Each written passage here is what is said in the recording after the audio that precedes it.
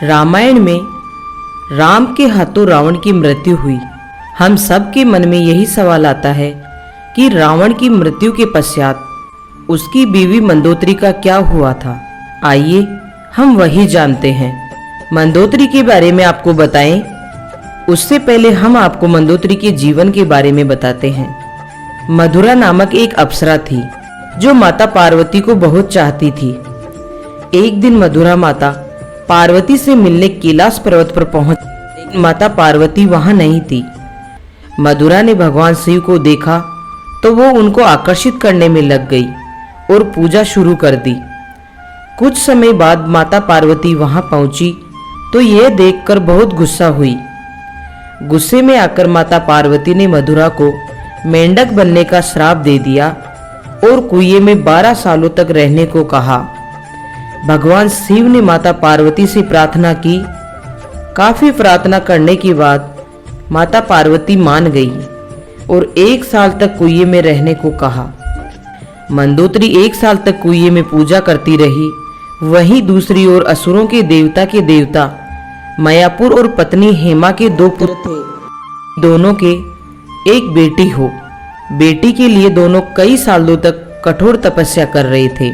इसी दौरान 1 साल बाद मधुरा कुएं में असली रूप में आ गई और मदद के लिए पुकारने लगी। मधुरा की आवाज सुनकर मयासुर ने पूजा समाप्त की और मधुरा को गोद में उठाया। मयासुर ने इस लड़की का नाम मंदोदरी रखा। कुछ सालों बाद रावण एक बार मयासुर से मिलने आया।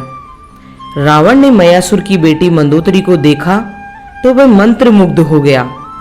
रावण ने मयासुर से कहा कि उसे मंदोदरी पसंद है और वह वो मंदोदरी के साथ विवाह करना चाहता है। मयासुर ने मना कर दिया तो रावण ने जबरन विवाह कर लिया। विवाह के बाद दोनों के 3 पुत्र हुए।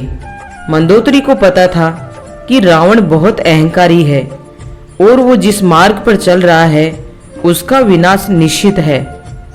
मंदोदरी ने रावण को भगवान राम की पत्नी माता सीता को वापस भेजने को कहा, लेकिन रावण ने मना कर दिया।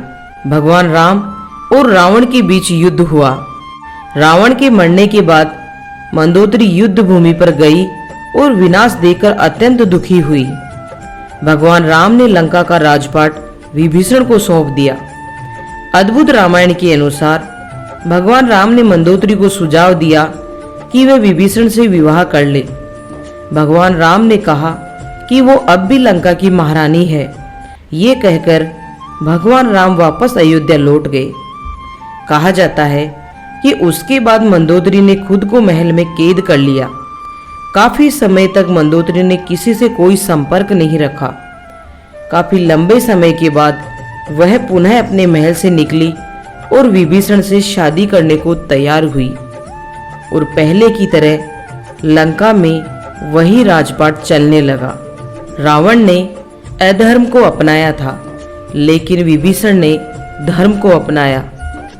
दोस्तों, ये एक अद्भुत रहस्य है। काफी लोगों के मन में यही सवाल होता है कि रावण की मृत्यु के पश्चात आखिर मंदोदरी का क्या हुआ था। मेरी इस जानकारी के द्वारा आपको अवश्य ही जवाब मिल गया होगा। अगर आपको हमारा ये वीडियो पसंद आया है तो प्लीज इसे लाइक करें और अपने दोस्तों के साथ शेयर करें। साथ ही हमारे चैनल को सब्सक्राइब करना ना भूलें। मिलती हूँ एक नई कहानी नए मैसेज के साथ। तब तक अपना ख्याल रखिए। धन्यवाद।